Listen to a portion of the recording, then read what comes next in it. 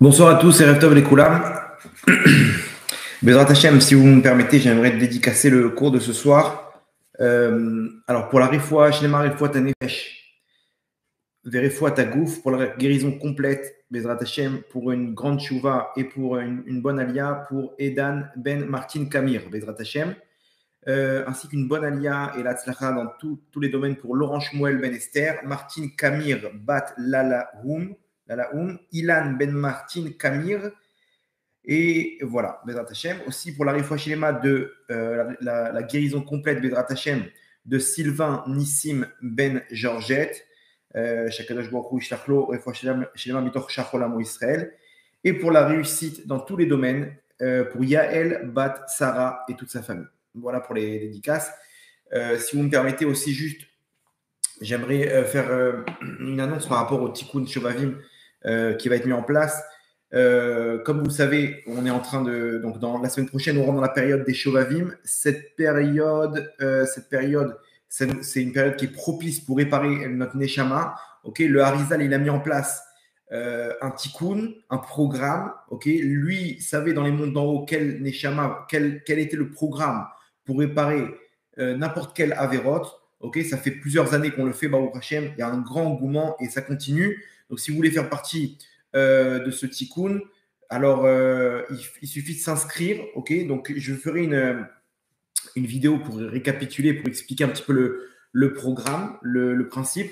En tout cas, dès maintenant, vous pouvez vous inscrire. Il y a des vidéos déjà qui existent, okay, sur les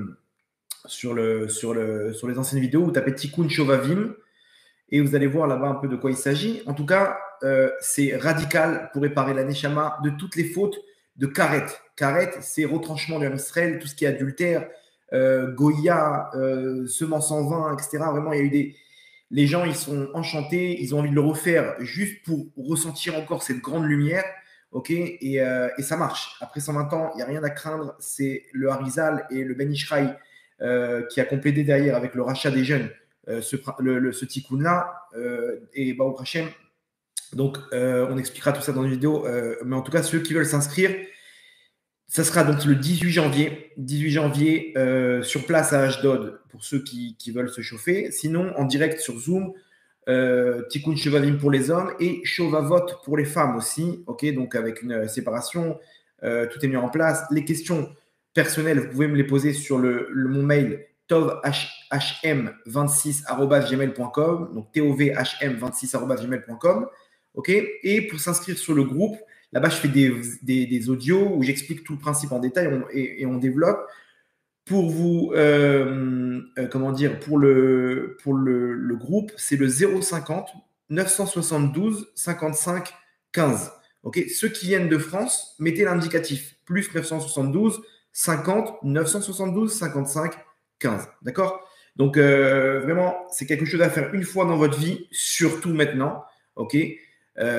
Franchement, quand on voit ce qui se passe, vaut mieux ne pas revenir en Gilgoul. Okay, vaut mieux terminer son tikkun de la meilleure des manières, comme nos sages nous ont transmis, plutôt que d'attendre d'être surpris, Chavé Shalom, par rapport aux événements et réparer d'une autre manière que ce que nous ont transmis nos sages. D'accord? Donc voilà. Donc, ça, c'est pour le tikkun Shovavim. Les Teilim, ceux qui veulent s'inscrire aussi, n'oubliez pas, on est sur la dernière ligne droite, mais nous, on met encore un petit peu d'effort. Prenez sur vous des livres de Teilim, prie pour mon frère @gmail.com. Vous vous inscrivez, vous prenez, plusieurs en famille, sur plusieurs jours, un livre de Teilim.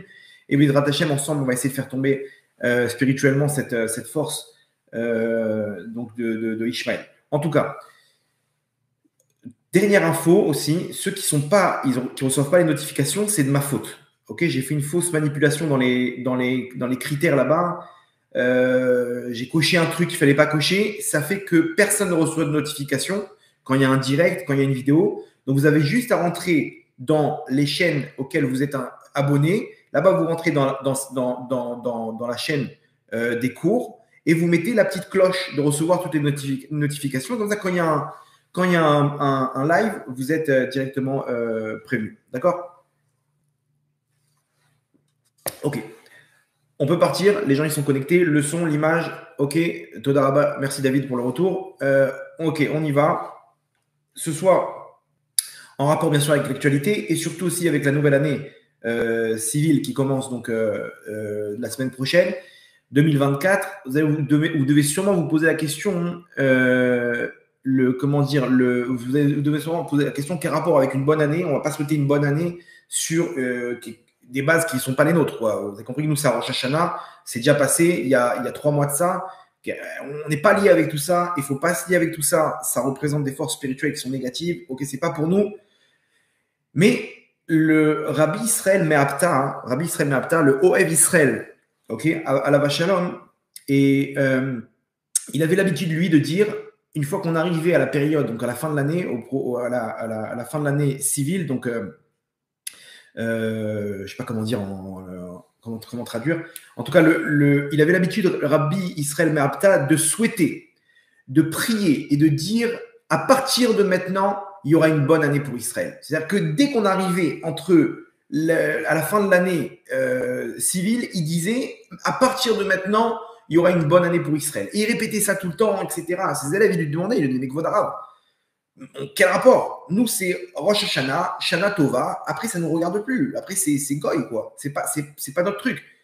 Quel rapport? Et il expliquait, regardez comme c'est fort.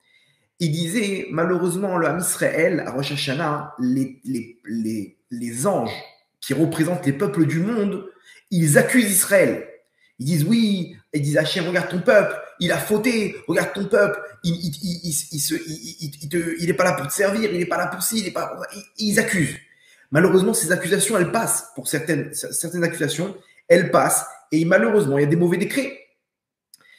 Le Rav Israël Mapta, il expliquait, il disait, ça a de valeur, ces accusations, jusqu'au moment où les peuples du monde aussi, ils passent la nouvelle année.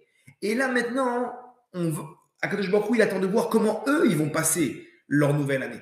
Et là, surprise générale, le mec, il est sous la table, en train de vomir, ouais, l'autre avec sa bouteille de champagne, ouais, bonne année, le truc, machin, les filles, les adultères, l'autre trompe sa femme, l'autre, la pagaille.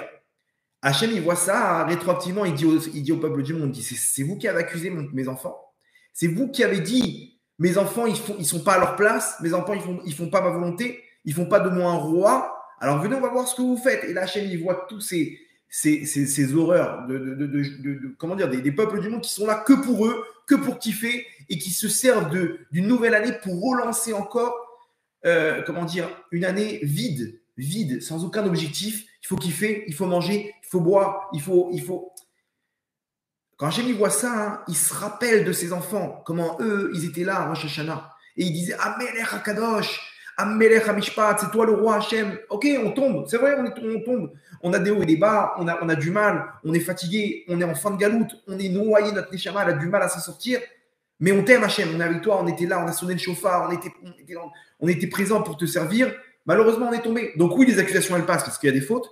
Mais venez, on va voir maintenant qui accuse. Et eux, où ils sont dans tout le plan d'Hachem. Et là, on voit Hachem et Rachem, ce qui se passe. Et donc, rétroactivement, Akadosh Baruch Hu, il repousse les accusations. Et là, on part pour des bons décrets à partir de ce moment-là. Donc, le Rabbi Israël Ma'apta, le Ohev Israël, il souhaitait une bonne année Israël à ce moment-là parce qu'il savait qu'il y avait un changement dans les mondes d'en haut par rapport à toutes les catastrophes qui se passaient à ce moment-là. Donc, Bezrat Hashem, on voit que l'année, elle a mal commencé. Mais à partir du moment où on souhaite et on prie que Am Israël puisse bénéficier de toutes les brachot qui ont été en stand-by jusqu'à maintenant et qui maintenant, vous comprenez, vont se retrouver, Bezrat Hashem, vont pouvoir se matérialiser. D'accord? Donc, ça, c'est pour expliquer un petit peu le titre du cours. Donc, quand on voit ce qui se passe, on voit l'homme Israël en train d'essayer de faire Hachem un roi. On voit tout ce qui se passe, malheureusement, toutes les accusations qui continuent aujourd'hui. Ces accusations-là qui continuent, on le voit, on le sent autour de nous, toute la désinformation et comment dire, tout ce qui se passe à côté, tout ce qu'on accuse l'homme Israël aujourd'hui par rapport à cette guerre, par rapport à ce qui s'est passé. On est là, on est choqués de se dire, mais pourquoi ils accusent? Pourquoi ils accusent? Qu'est-ce qu'on a fait de mal? Donc maintenant, c'est là que le dossier va s'ouvrir pour eux. C'est là qu'Hachem, il va dire, OK, vous avez eu votre budget pour accuser mon peuple.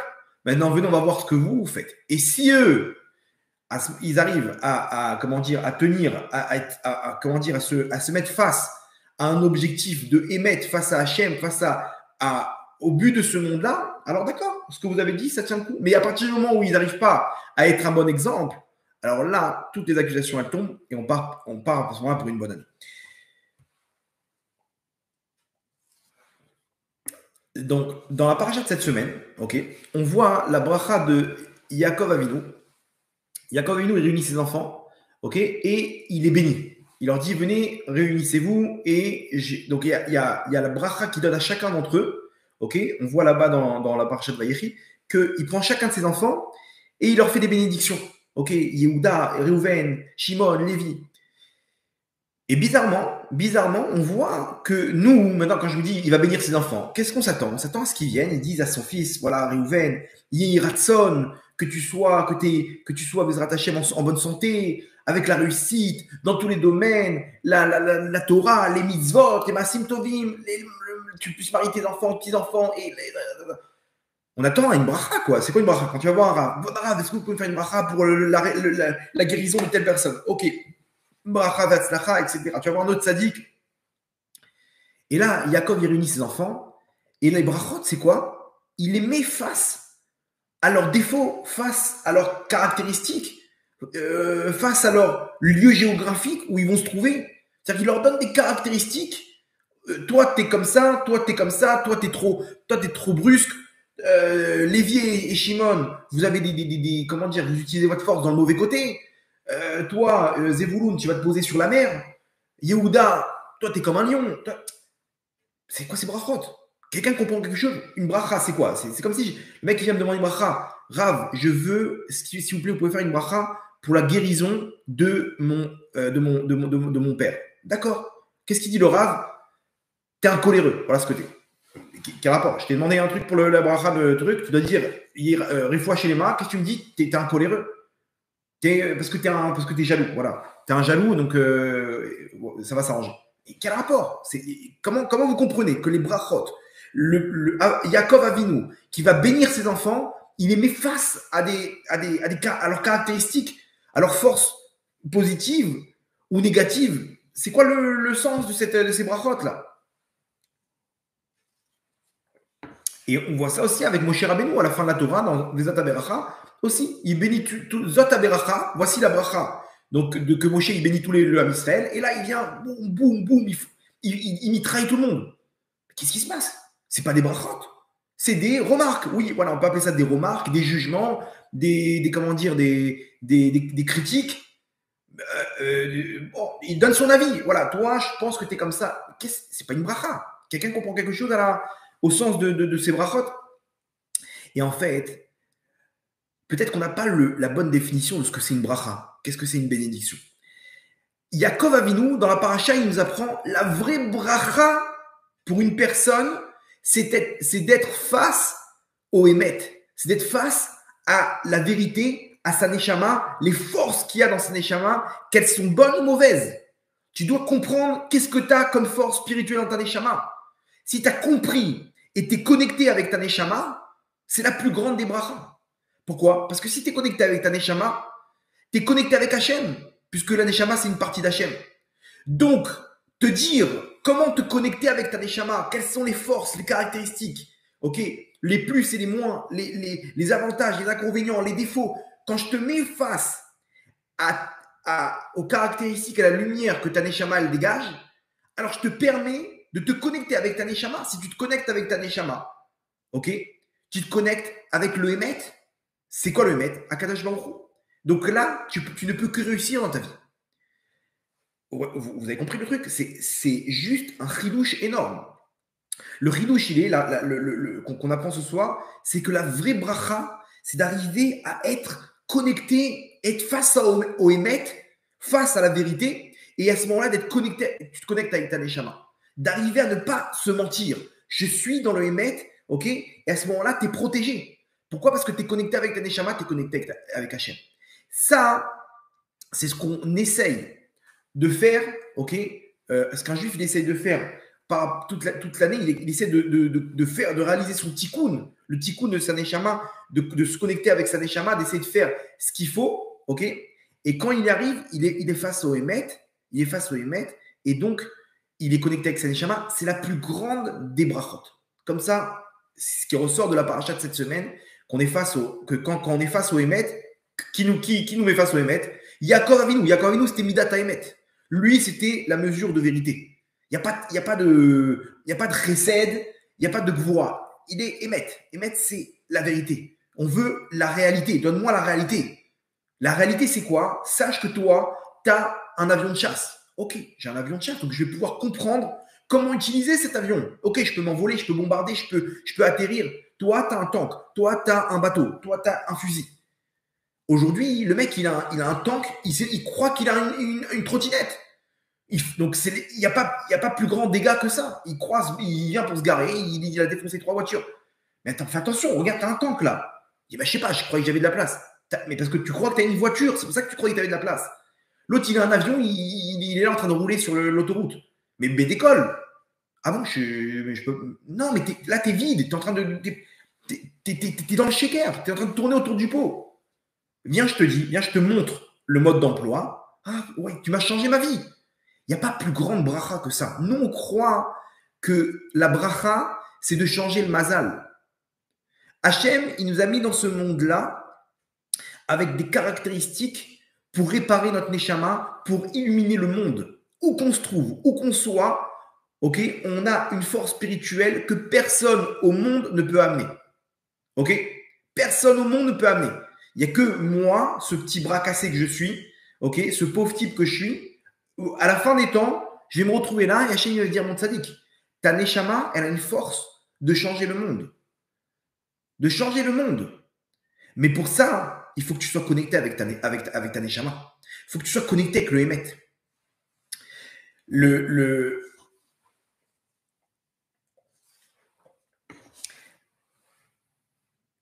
Et comment je suis connecté avec le Hémet? En connaissant, en pouvant savoir qu'est-ce que j'ai comme caractéristiques dans ma neshama. Quels sont les bons côtés, les mauvais côtés, quelles sont les forces de ma neshama. Quand j'ai compris, je peux l'utiliser. Ça, c'est la plus grande des brachas. Aujourd'hui, nous, on veut changer mes caractéristiques. On ne veut pas accepter, ok, avec anava, avec humilité, les données qu'Hachem m'a données. Hachem m'a donné des caractéristiques, je ne veux pas accepter ces caractéristiques. Non, je ne veux être riche. Non, je veux changer de femme, je veux changer d'enfant, je veux changer de ci et ça. Et j'ai pas aimé du tout là, la petite calvitie là que tu me donnes là, le petit bidon que tu truc et machin. Et moi je voulais être grand et je voulais être joueur de basket et je voulais être comme ci et je voulais être. Alors on va voir le Rav. On lui dit, voilà, faites une bracha pour que je puisse avoir une femme tzadékette. Non, t'as pas compris. C'est elle qu'il te faut. C'est elle. Celle que tu détestes là, c'est elle qui t'amène à ton tikkun et qui va se transformer au moment où tu vas y arriver. Nous, on veut changer tout par rapport à ce qu'on nous a rentré dans le crâne. Mais la plus grande des brachas, c'est d'arriver à accepter le rôle qu'Hachem m'a donné et d'admettre la vérité et d'arrêter de se mentir. D'admettre la vérité, de se connecter avec le Hémet. Et là, on arrive à la plus grande des brachas. Sachez une chose, quelqu'un qui est dans son tikkun, tout lui réussit. La parnassa, la santé, les enfants, le shalom bayit, tout. Pourquoi? Parce qu'il est connecté avec Hachem. Ça, c'est la plus grande des brachas. Donc nous, aujourd'hui, on se pose la question, je ne comprends pas, il est où Hachem? Pourquoi je n'ai pas de réponse? Pourquoi ma parnassa ne marche pas? Est-ce que tu es connecté avec la bracha? On n'est pas connecté avec la bracha. On n'arrive pas à faire une introspection pour savoir qu'est-ce que je dois faire dans ce monde-là, où je dois aller, quels sont les points forts que j'ai, quelle est la lumière que je peux diffuser. Et donc, on est dans l'orgueil. On est dans l'orgueil, ok? Et donc, l'orgueil, qui dit orgueil, dit mensonge. Pourquoi? Parce qu'on n'est pas connecté avec notre neshama, on n'est pas connecté avec le Hémet. La hanava d'accepter l'épreuve dans laquelle je suis, c'est le Hémet, c'est ma neshama. Ok, donc, arrivé à la fin de l'année, là, dans le 31 décembre, à ce moment-là, Hachem, il voit le Hémet qu'il y a en nous, ok? Il le voit quand il voit le sheker qu'il y a parmi les peuples du monde. Parmi les peuples du monde, on voit tout le sheker qui sont complètement connectés avec un monde qui n'a aucune valeur, ok? Ils sont là en train de, comment dire, de se mentir à eux-mêmes, ok, dans le mensonge, ils sont là en train d'essayer de faire croire qu'ils sont là pour quelque chose, ok, alors qu'il n'y a aucun objectif. Quand est-ce qu'on le voit ça? Au moment où ils sont là pour fêter la nouvelle année et on voit que c'est n'importe quoi. Donc, ça met en relief le Emet qu'il y a eu chez nous 3 mois avant à Rosh Hashanah. Ok, vous avez compris le parallèle? Très bien, on avance. La Gemara dans Sota, dans Yoma, Samertet, Amoud Bet, ok, Sota, Samertet, je me suis trompé. Donc Samertet, c'est 69 B. La Gemara dans Yoma, elle ramène une histoire. Une histoire à l'époque des Anshe Knesset Agdola. Anshe Knesset Agdola, c'était les premiers, l'ère qui a suivi, la génération qui a suivi, juste après la période des prophètes. Ok, il y avait les prophètes, et après, il y avait ce qu'on appelle Anshe Knesset Agdola. C'était des grands tzadikim, mais ils n'avaient plus la capacité, ils n'avaient plus la prophétie en eux. Les derniers prophètes, Néhémia, Ezra, etc., ils étaient partis, et la prophétie, elle est partie avec eux, mais il y avait quand même des sommités qui étaient ce qu'on appelle Anshe Knesset Agdola, la grande assemblée. D'accord? C'est eux qui ont composé la Hamida, les Tfilot et tout. À leur époque, ils ont comment dire, il y avait des épidémies, il y avait des mauvais décrets. Pourquoi? Parce que le Ham Israël, il est tombé dans la Vodazara, dans l'idolâtrie, dans l'adultère, et ils ont jeûné 3 jours et 3 nuits. Ok? Ils ont fait un grand rassemblement, tout le Ham Israël. Ils ont demandé à Hachem de l'aide. Jusqu'à qu'ils ont dit devant Hachem, ils ont dit Hachem, tu nous as mis un Yetzerara qui est l'idolâtrie, qui est là pour nous donner la possibilité de nous surpasser. Et lorsqu'on va se surpasser, on va pouvoir débloquer le salaire que tu veux nous donner. Comme il y a écrit, Ratsa Kadosh Baruch Hu, les Akot et Israël. Hachem, il veut nous faire gagner. Il nous a mis dans ce monde-là, pas pour nous détruire, pas pour nous faire tomber du ring. Il nous a mis dans ce monde-là pour qu'on puisse surmonter l'épreuve et remporter la récompense qu'il a fixée pour nous. C'est ça le but. Mais Hachem, tu nous as mis face à un Yetzerara qui est trop grand et qui nous fait tomber, et à cause de ça, on va perdre le Beth Amikdash. Donc, aide-nous à réduire ce Yetzerara. À ce moment-là, il y a un pétek qui est descendu du ciel, une feuille, ok, avec un message divin. Le message divin, il est tombé. D'un coup, comme ça, imaginez-vous, ils voient une feuille comme ça tomber. Ils ouvrent la feuille et ils voient marqué Emet. C'est-à-dire, Akadosh Baruch Hu, il leur répond, il leur dit, vous avez raison, mais bizarrement, Hachem ne leur dit pas, c'est vrai, vous avez raison, j'ai un peu trop abusé. Non, Hachem, il leur dit Emet. Emet, de là, nos sages déduisent que le tampon d'Akadosh Baruch Hu, c'est le Emet. Donc, vous comprenez pourquoi? Parce que Emet, c'est se connecter avec sa Neshama. Donc, le tampon d'Akadosh, et la Neshama, c'est Akadosh Baruch Hu. Donc, le tampon d'Akadosh Baruch Hu, c'est le Emet. Ok? Emet, maintenant, pourquoi tu leur dis Emet? Ok. En gros, Hachem, il a prouvé. Mais la réponse, elle ne correspond pas à la demande. Ok? Ils ont placé un argument. Ok? Cet argument, ils ont dû avoir reçu, je sais pas, vous avez raison. Et Emet, c'est-à-dire, c'est vérité. Voilà. Emet, il a mis son tampon. Donc, ils ont compris qu'effectivement, Akadosh Baruch Hu, il était d'accord pour réduire le Yetzerara, le mauvais penchant de l'idolâtrie. Ok, donc laissez la question de côté, après on va expliquer l'histoire. Je finis l'histoire, après on va analyser ensemble. Les sages, ils ont compris qu'il y avait un moment propice pour contrôler le Yetzerara de l'idolâtrie. Ils ont commencé à faire des Shemot Akdoshim, etc. Et ils ont essayé de retirer et de matérialiser cette force spirituelle de l'idolâtrie, de ce Yetzerara de l'idolâtrie. Et là, il y a marqué qu'il y a un lionceau en feu qui est sorti du Kodesh HaKodashim. Donc le Saint des Saints, dans le Beth Amikdash, l'endroit le plus saint de tout le Beth Amikdash. Et donc de tout le monde, le point central du monde, c'est de là que sort un lion en feu qui est la représentation de l'idolâtrie sur terre. Et ce lion, il est enchaîné parce qu'ils ont fait des Yichudim, des Shemot Akdoshim, etc. avec des forces spirituelles pour le canaliser. Et il commence à rugir. Et il rugit. Et ils se disent, qu'est-ce qu'on va faire? Il va demander la miséricorde. On va le libérer. Il faut vite le canaliser. Qu'est-ce qu'on fait? Ils l'ont mis dans une espèce de boîte en plomb. Pourquoi? Parce qu'il faut savoir que le plomb, il a une force pour neutraliser les forces spirituelles négatives.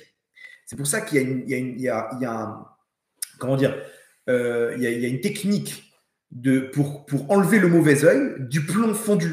Vous avez dû sûrement entendre parler de ça. Le plomb fondu qu'on fait au-dessus d'une personne, ou en disant son nom complet, on déverse le plomb fondu dans de l'eau, et ce plomb fondu, lorsqu'on dit le nom de la personne complet, le plomb, il se matérialise, et sur la personne, il capte une force spirituelle négative, qui est généralement le mauvais œil, qu'une personne est là, et il est libéré de cette force spirituelle négative. Comment on a fait? On a apporté cette force, le nom de la personne, avec toutes ses forces spirituelles, positives, négatives, et là-bas, on a versé le plomb qui a attrapé une force spirituelle négative. Ça marche. C'est les grands d'Israël, comme le Rav Ben Sion Shaul, il le faisait tous les mois.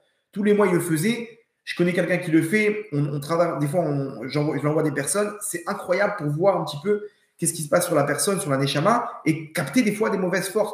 Alors, ne rentrez pas dans des délires et tout. Hein. On va dire, le mauvais œil, plus on y croit, plus on donne des forces. Donc, laissez tomber. C'est pas pour vous. Mais en tout cas, pour comprendre, la Gemara dans Sanhedrin a dit que le plomb, il a une force spirituelle. Il a une force pour canaliser les forces spirituelles. Ils ont amené une grande boîte en plomb et ils ont mis le lion dedans. Ils l'ont fermé et voilà que la force spirituelle de l'idolâtrie, elle n'existe plus. Au moment où il le rentre dans sa cage en plomb, il y a un cheveu de sa crinière qui est tombé par terre. Ok? Un cheveu de sa crinière qui est tombé par terre, c'est le seul, comment dire, la seule force spirituelle négative, donc de l'idolâtrie qui reste, c'est ce cheveu de la crinière. D'accord? Tout ce que vous voyez aujourd'hui, le bouddhisme, le christianisme, etc., tout ça, ça vient de ce petit cheveu. Imaginez-vous ce qu'il y avait à l'époque. Ce qu'il y avait à l'époque, c'était les gens, ils trouvaient, quand ils servaient l'idole, ils avaient une joie pendant 3 semaines. C'était une force spirituelle tellement grande c'était comme une drogue. Il y avait un vrai Yetzer Hara, c'était fou. Bon, l'histoire, elle continue. Déjà, l'histoire, il y a plein de questions. Pourquoi c'est pour un lion? Pourquoi en feu? Pourquoi il sort du Kodesh HaKodashim? La source du Yetzer Hara, c'est le Kodesh HaKodashim, le Saint des Saints. C'est quoi cette histoire? Bref, mettez ces questions de côté. Je vais vous terminer juste l'histoire parce qu'il y a une suite. Ils se sont dit, OK, on a réussi un coup incroyable. Donc, ça y est, c'est terminé. La Vodazara sur Terre, c'est terminé. Il y a un petit peu, par rapport à ce qu'ils ont connu, c'est que dalle. Ils se sont dit, tant qu'on y est, on va faire pareil avec le Yetzer Hara de l'adultère. À l'époque, il faut savoir que l'adultère était tellement grand que le mec, il pouvait tomber avec sa sœur. Il pouvait tomber avec sa tante. Pourquoi la Torah nous dit, tu vas pas avec ta sœur, avec ta tante, avec ta belle-mère? À l'époque, il y avait vraiment un Yetzer Hara qui était le même qu'aujourd'hui, mais sur les proches. Le mec, il avait sa sœur avec lui. Il avait des mauvaises pensées. Il était fou amoureux de sa sœur. Il y avait un gros Yetzer Hara sur le sujet. Ils ont fait la même chose pour le Yetzer Hara de l'adultère et ils l'ont sorti. Et le Yetzer Hara de l'adultère, il leur parle, il leur dit, si vous faites ça, vous allez détruire le monde. Vous n'avez pas intérêt à me tuer, sinon vous allez détruire le monde. Ils ont dit, OK, peut-être qu'il a raison, peut-être que c'est un coup monté. Ils se sont dit, OK, on va attendre 3 jours et on va voir si ce qu'il dit, effectivement, le monde il est en train de se détruire. On va voir. Donc, tant qu'on l'a capturé, on va voir si on le libère ou si on le neutralise pour tout le temps. Et effectivement, 3 jours plus tard, ils n'ont pas trouvé un seul œuf dans toute la région. C'est-à-dire que même les poules entre elles, ça y est, il n'y avait plus d'attirance homme-femme. Ça n'existait plus, ça. Donc ils se sont dit, attends, mais il a raison. C'est-à-dire que, imaginez-vous, le mec, il n'est plus attiré par sa femme elle n'est plus attirée par lui. Comment on va amener des enfants? On ne peut plus amener d'enfants, c'est terminé. S'il n'y a plus d'attirance, il n'y a plus de possibilité. Donc qu'est-ce qu'on fait? Ils se sont dit, bon, il a raison, on va le libérer, mais avant de le libérer, ils lui ont crevé les 2 yeux. Tac, tac.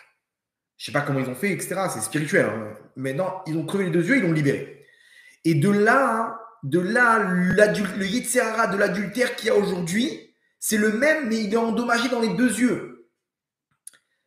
Et donc, c'est pour ça qu'on n'a plus ce Yetzer Hara de se retrouver avec ses proches au premier degré. Mais il y a encore le Yetzer Hara pour les autres, pour les éloignés. D'accord? Donc, ça, c'est l'histoire. Laissez tomber l'adultère, ça ne nous concerne pas pour l'instant. Mais en tout cas, par rapport à l'idolâtrie, c'est quoi cette histoire? C'est quoi cette histoire du lion qui sort du Kodesh à Kodashim, etc. Rabbi Yonatan Aibeshitz, ok, dans son livre Yaharot Vache, il ramène il ramène l'explication de toute cette histoire. Et il explique un truc incroyable. Il dit, c'est quoi la source de l'idolâtrie? Pourquoi les peuples du monde, ils servent des idoles? C'est dément, c'est-à-dire c'est un truc monté de toutes pièces. Comment dire, c'est un truc comme ça, une histoire de quelqu'un qui est venu, qui a rencontré Dieu et qui voilà, c'est une croix, un truc, un Bouddha, une statue et un temple. Qu'est-ce qui se passe là? Il dit que la source, Rabbi Yonatan Aibeshitz, il dit la source de l'idolâtrie, c'est l'orgueil. C'est-à-dire que quelqu'un, le mec, il est persuadé qu'il a compris comment marche tout le système spirituel. Et il vient matérialiser ça par une idole. Il dit, quelqu'un qui est dans la Avodah Zara, dans l'idolâtrie, ça veut dire qu'il est dominé par l'orgueil de son cœur. L'orgueil, il est où? Dans le cœur. Ok, les sentiments, ils sont dans le cœur. Donc il dit, la Avodah Zara, la source, elle vient de l'orgueil. L'orgueil, où se trouve-t-il? Dans le cœur, et c'est là qu'il se diffuse dans tous les membres. Donc le cœur, il est endommagé. Quand le cœur, il est endommagé, c'est là donc il y a de l'orgueil, c'est là on arrive à servir l'idole. D'accord? Donc, où est-ce que se trouve le Yetzer Hara de l'idole? Il va se retrouver automatiquement, vous savez, dans chaque endroit, il y a une partie, une bonne partie, une mauvaise partie, une partie négative et positive. Si jamais la source de l'Avodah Zara, de l'idolâtrie, c'est l'orgueil, c'est dans le cœur, donc dans quel endroit va se trouver ce Yetzer Hara? Dans le cœur du monde. C'est quoi le cœur du monde? C'est le Kodesh HaKodashim. C'est là où toute l'abondance spirituelle, elle se diffuse dans le monde. Ok? Le monde du temple aujourd'hui, l'énergie spirituelle, elle descend. Et c'est pour ça que quand on prie, on doit se retrouver face à Yerushalayim. Et si on a Yerushalayim, on doit se retrouver face au mur des lamentations. Parce que derrière se trouvait le Kodesh HaKodashim. Et quand on est. C'est-à-dire que vous avez compris que dans Yerushalayim, il y en a un qui pouvait prier d'un côté. De l'autre côté, maintenant, du mont du temple, ok, on priait de l'autre côté. C'était les deux, ils priaient l'un face à l'autre. Mais il y avait le Beth Amikdash au milieu. Pourquoi? Parce que c'est là-bas que les prières, elles arrivent et qu'elles montent jusqu'à Hachem. Et c'est là-bas que l'abondance spirituelle, elle descend et elle se diffuse dans tout le monde. C'est pour ça que les peuples du monde, ils veulent arriver dans cette ville et pouvoir s'incruster pour pouvoir aussi gratter des taxes sur cette abondance spirituelle. Ils veulent être à la source. D'accord? Donc, vous comprenez pourquoi, d'où est-ce qu'il est sorti ce Yetzer Hara de l'idolâtrie? Il ne peut sortir que du Kodesh HaKodashim.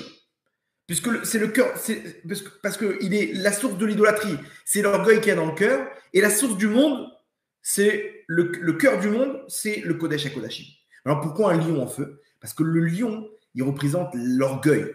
Ok, c'est moi qui dirige. Non, c'est un lionceau. Le vrai lion, c'est Hachem, le vrai roi. Mais là, le lionceau, c'est-à-dire le lionceau, il veut se prendre pour le roi. Il est encore lionceau.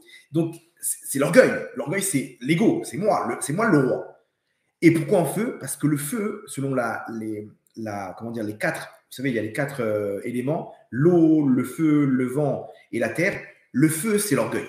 Le feu, c'est l'orgueil. C'est pour ça qu'il y a un lion en feu qui sort du Kodesh HaKodashim, ok, et qui arrive qui représente ce Yetzer Hara de l'idolâtrie. Donc maintenant, cette histoire-là, elle est exactement de cette histoire-là, on va pouvoir analyser exactement ce qu'on a expliqué dans l'introduction. On récapitule.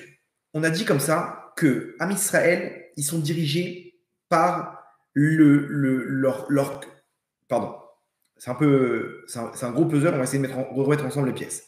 On a dit comme ça, la plus grande des brachas pour un juif, comme on le voit dans la paracha de cette semaine, c'est d'être connecté avec son émet. Le émet, où est-ce qu'il se trouve? Dans le cœur. C'est son, comment dire, c'est là que se trouve l'instinct de son cœur pur de voir le bien, ok, par rapport à ce qu'il a comme caractéristique, ok, il se connecte donc avec sa neshama et il se connecte avec Hachem, il arrive à la plus grande des brachas. Les peuples du monde, eux, ils sont connectés à une autre pensée de leur cœur qui est l'orgueil. C'est pour ça qu'ils sont dans le christianisme et ce que nous on appelle l'idolâtrie. Okay, selon le judaïsme, le christianisme, c'est de l'idolâtrie. Okay, il y a plusieurs entités. Le Fils, le Saint-Esprit, etc. C'est pour nous, c'est de l'idolâtrie. En tout cas, quand une personne, elle sert des idoles, ça veut dire que sa source dans son cœur, c'est l'orgueil. L'orgueil, c'est de ne pas admettre la vérité. Tu vois quelque chose qui est bon, qui est pas bon pour toi, tu vas nous faire, ton orgueil, ton ego, il va changer complètement la vérité. L'orgueil, c'est le sheker.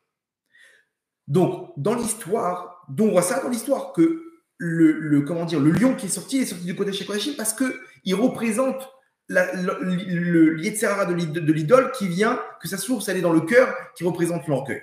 Rappelez-vous, au début, ils ont dit quoi, Hachem? Ils ont dit, Hachem, on n'arrive pas à s'en sortir. On n'arrive pas à s'en sortir. On est balayé par cette galoute. On est balayé par le Yetzer Hara. Le Yetzer Hara, il est plus fort que nous. Le Yetzer Hara d'idolâtrie, il est plus fort que nous. Et nous, on veut te servir. Hachem, rappelez-vous, qu'est-ce qu'il leur a répondu? Émet. Ici, le Ham Israël, il est venu dire à Hachem, il leur a montré que nous, on a le cœur pur. Nous, on tombe. Malheureusement, on tombe parce qu'on est en galoute. On a le cœur pur et on veut juste se connecter avec toi, Hachem. Sauf que l'élément qui va nous permettre de surmonter, que lorsqu'on va surmonter, on va se connecter avec toi, il est plus fort que nous. Hachem, il vient leur dire, mes enfants, ce sentiment-là de vouloir vous connecter avec moi, de vouloir vous connecter avec votre neshama, c'est le émet. C'est pour ça qu'Hachem, il leur a fait descendre un papier où il leur a dit émet. Il n'y a que Hachem qui peut voir ce qu'il y a dans le cœur. Quand un juif, il vient et il admet qu'il n'arrive pas, c'est ce qui s'appelle faire tchouva, en fait. Il voit ses défauts, il voit qu'il n'a pas les capacités de réussir. Rappelez-vous, qu'est-ce qu'on a dit? C'est quoi la bracha? C'est quoi la se connecter avec ses neshama? C'est de connaître et ses avantages et ses défauts. Et là, de se connecter avec son cœur pur, de voir ce qui ne va pas. De dire Hachem, j'arrive pas, je suis tombé. On tombe, il est trop fort ce Yetzer Hara. Ça, c'est émet. Ça, c'est émet. De se mentir à soi-même, de dire non, mais tout va bien, on sait ce qu'on fait et tout, on est là. À qui tu racontes des histoires? Tu es en train d'embrouiller tout le monde pour pouvoir placer ton intérêt au milieu, ok? Ça, c'est de l'orgueil. Ça, c'est de l'orgueil, c'est la vodazara. On arrive à un moment, à Botaï, où il y a une confrontation entre le Hémet et le Sheker, c'est ce qui se passe actuellement, ok? Et Am Israël, il doit arriver à se connecter avec sa neshama. C'est-à-dire chacun d'entre nous, il doit arriver à arrêter de s'embrouiller, arrêter de voir, de se mentir à soi-même. Akadosh Baruch Hu, il est en train de faire des scénarios où on doit se connecter avec notre tikkun. Qu'est-ce que je dois faire sur Terre? Quelles sont mes forces? Quels sont mes défauts? Et de faire tchouva par rapport à ça. Et c'est pas honteux. Au contraire, quelqu'un qui arrive à lire son cœur, à voir ce qui va pas, eh ben, il se connecte avec sa neshama. Il se connecte avec le Hémet, ok? Et donc, il a la bracha sur terre. La vraie bracha, Rabotai, c'est d'être quelqu'un de juste, de Hémet. Ok? De tout ça, il ressort une conclusion que quand tu es dans le Hémet, tu es connecté avec Hachem. Eux, ils ont dit quoi? Ils ont dit Hachem, ce Yetzer Hara, il est plus fort que nous. On veut juste faire tchouva, on veut juste te servir. Est-ce qu'ils y arrivent? Non, ils sont tout le temps, ils sont dans la vodazara. Hachem, il leur a dit Émet. Émet, ça veut dire, c'est bon. Vous êtes connecté avec votre neshama, à partir de maintenant, vous allez avoir la bracha. Hachem, il a accepté leur demande. C'est quoi la bracha? Qu'est-ce que vous voulez? Demandez-moi ce que vous voulez. Ils ont dit, on veut neutraliser le Yetzer Hara là-bas. C'est bon, vous avez reçu. Et là, d'un coup, Hachem, il leur sort le Yetzer Hara de la vodazara. Il leur montre c'est quoi les peuples du monde. Où est-ce qu'ils sont? Où est-ce qu'ils tirent leur source? Dans le sheker, l'orgueil. De ne pas voir le Hémet. L'orgueil, c'est de ne pas voir de ne pas faire ton introspection, de ne pas voir ce qu'il y a de bien, ce qu'il y a de mauvais. Tu as tout le temps des intérêts et tu es tout le temps en train de chercher comment servir tes intérêts. C'est de l'orgueil, ça. Admets, j'ai eu tort, je ne comprends pas. Non, on ne peut pas admettre. Il y a pas, les gens, ils ne veulent pas admettre. Il y avait une fois, dans un puits, ok, il y a un tigre, un mouton et un ours. Ils sont retrouvés là-bas, ils sont tombés, machin, dans le trou. Ils n'arrivent pas à sortir. Ils essaient de grimper. Le tigre, ces trucs, il n'arrive pas à planter ses griffes. Le mouton, encore moins. Et l'ours, c'est impossible. Donc, ils sont coincés 1 heure, 2 heures. Et au bout d'un moment, le tigre, il les regarde, il leur dit, bon, les amis, c'est pas ça, mais je commence à voir la dalle. Le mouton, il regarde le tigre, il lui dit, écoute bien, si tu touches à l'ours, je te démonte. T'entends? C'est une blague. Le mouton, il n'a pas compris qu'on parle de lui. Il est sûr que le tigre, il fait référence à l'ours. Ça, c'est de l'orgueil. Vous comprenez? L'orgueil, c'est quoi? C'est que tu n'as pas compris. Tu n'es pas là pour faire ton introspection et de voir qu'est-ce qu'il y a de bien, qu'est-ce qu'il y a de mauvais. Zécheker. Zécheker, c'est le mensonge. Et c'est là que les peuples du monde, ils tirent leur source, dont on le voit de cette histoire, ok, où tout idolâtre, de base, pourquoi il est là-bas? C'est forcément qu'il est dans le sheker. Forcément qu'il est dans le mensonge qui tire sa source de l'orgueil. D'accord? J'espère que c'est clair. C'est un peu technique, mais je pense que vous avez compris comment dire, je trouve plus les mots. Bref, vous avez compris l'histoire. En gros, donc, on est face aujourd'hui, regardez les événements. Les événements, ils sont tels qu'on se retrouve face à des mensonges, face à des peuples du monde qui nous haïssent, en fait.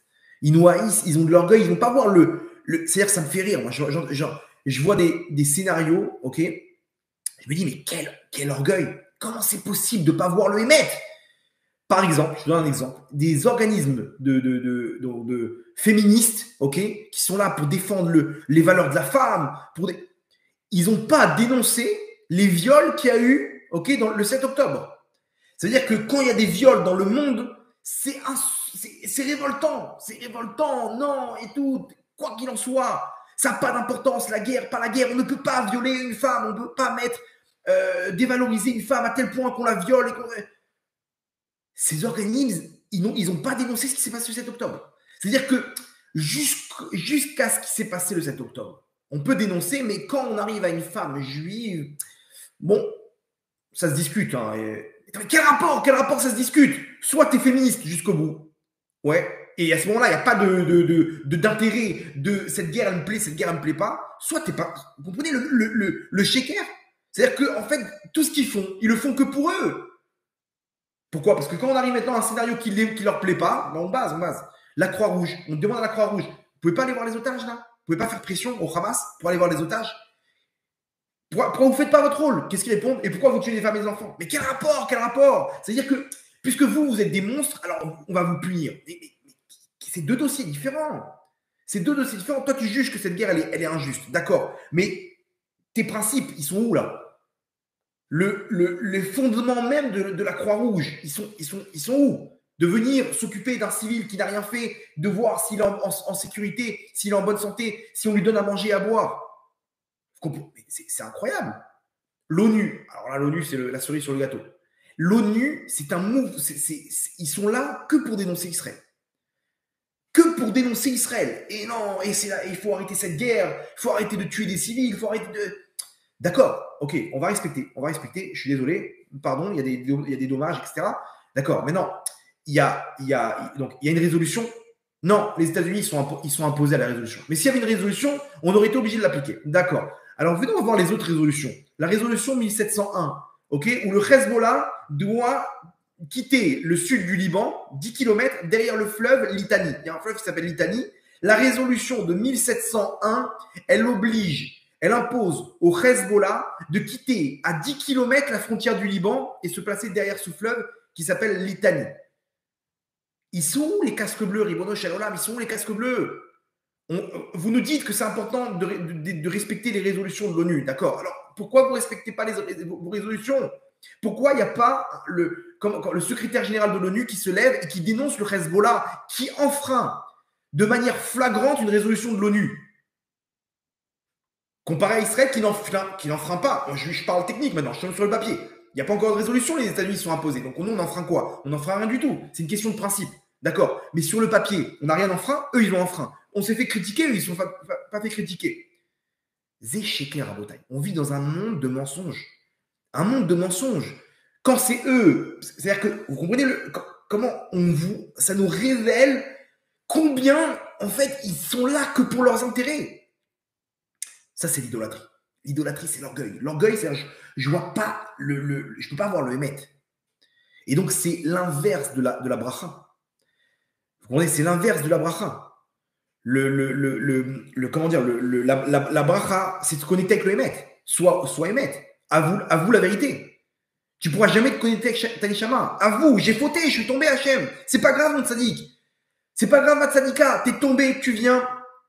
Tu dis Hachem, Hachem te dit, peu importe, on est en galoute. On est en guerre. On glisse, on prend des balles. Mais soigne-toi. Comment je me soigne? Comment je soigne ma neshama? Eh bien, fais tchouva. Faire tchouva, c'est revenir à Hachem. Il y a un élément qu'Hachem nous a donné, de pouvoir se reconnecter avec lui, malgré les aléas de la vie. C'est quoi? C'est faire tchouva. Tous les jours, tu viens, tu dis Hachem, je suis tombé. Je fais tchouva, je reviens vers toi. Tous les jours, il faut faire tchouva. N'aie pas peur. Hachem, il n'est pas là en train de nous taper. Hachem nous dit, mes enfants, je veux du émet. Je veux pas des résultats. Je veux pas que vous battez des records. C'est de l'orgueil tout ça. C'est de l'orgueil, c'est pas vous. Je te veux toi mon tzaddik comme tu es. Toi ma tzadikette comme tu es. Et je te veux avec tes avantages et avec tes défauts. Parce que si tu n'arrives pas à analyser tes défauts, tu ne pourras pas les combattre.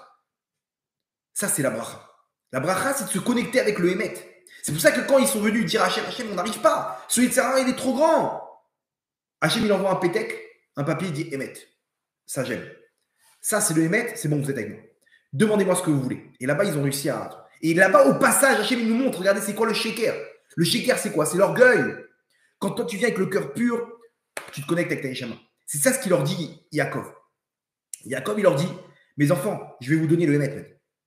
Je vais te dire quels sont tes avantages, quels sont tes défauts, pour que tu puisses avancer avec ces forces-là et que tu puisses combattre tes défauts, pour que tu puisses mettre cette force dans le bon endroit. Ouais. Papa, merci. Tu nous as donné la plus grande des brachas.